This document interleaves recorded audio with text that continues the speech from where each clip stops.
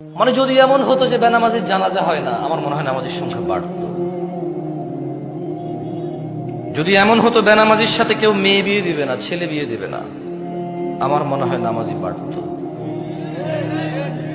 যদি এমন হতো বেনামাজির সাক্ষী গ্রহণ করা হবে না, কি গ্রহণ করা হবে না, যদি এমন হতো যে বেনামাজি ছেলে তার নামাজি বাবার সম্পদের অধিকার পাবে না,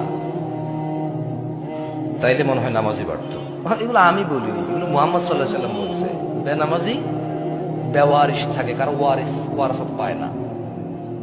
বেনামাজি কি পায় না? নামাজির ওয়ারাসাত পায় না, পৈতৃক সম্পত্তি পায় না। যে ছেলে নামাজ পড়ে না তার বাপের সে পৈতৃক সম্পত্তি পায় না, ইসলামে সে পায় না। সে মারা গেলে তার জানাজার নামাজ হয় না। বেনামাজি জামাই নামাজি বউ বিয়ে টিকে না হিসেবে বাইনাল আবদি ওয়া বাইনাশ শিরকি ওয়াল কুফর তারকুস সালাহ।